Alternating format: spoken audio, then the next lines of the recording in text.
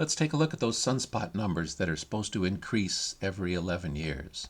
So there are lots of graphs out there on the internet that you could pick up. And I grabbed this one.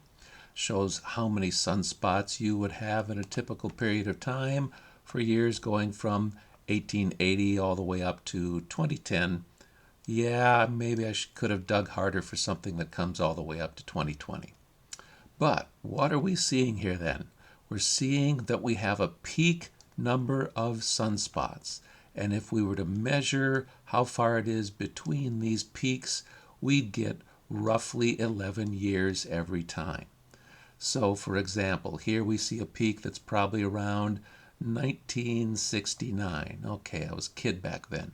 And then 11 years later, we're getting a peak at about 1980. Okay, I was in college back then. And then about 11 years later, you're getting a peak that's somewhere between 1989 and 1991.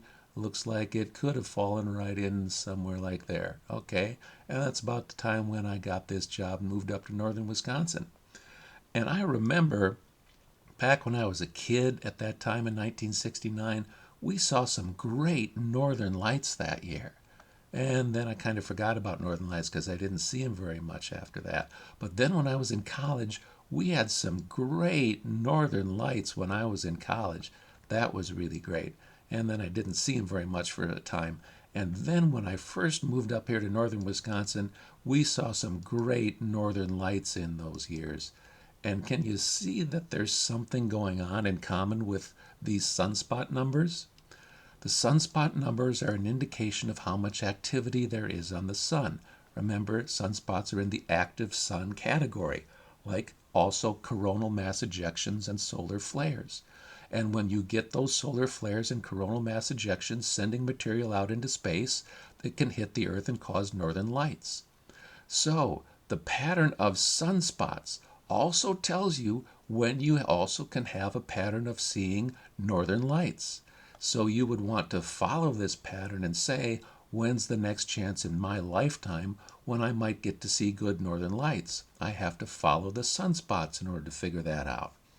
Here we see we're dropping on down to a minimum number of sunspots when I remember back here in like 2008, 2009, telling my students over and over again, there are no sunspots on the sun for a long time. So about 11 years or so after 2009 would be 2020. So folks, we are 11 years after a sunspot minimum. We're in another sunspot minimum right now. Now you have to wait a little while, and then the sunspot numbers are going to come back up to a peak, and you might have a good chance of seeing northern lights again. When I picked out this graph, I also noticed it's got this other line on it for carbon dioxide concentration.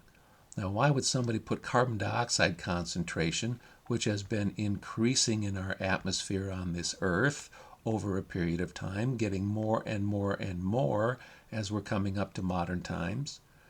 And why would they put that with sunspot numbers? Well, I think this is to help make a point so that we don't make a mistake of trying to blame the sun for what's happening with the increasing temperatures on our Earth.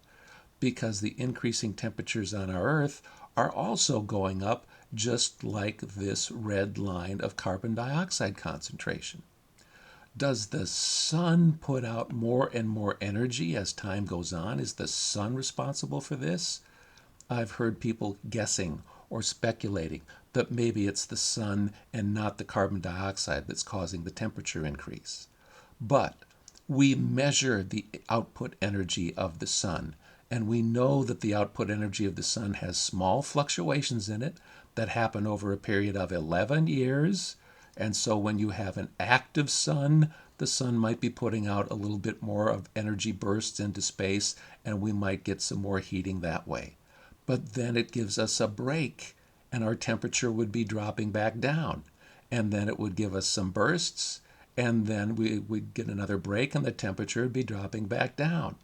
So if the sun were responsible for changing temperatures in the Earth's atmosphere, you would see a graph of Earth's temperatures that would go up and down like the sunspot numbers.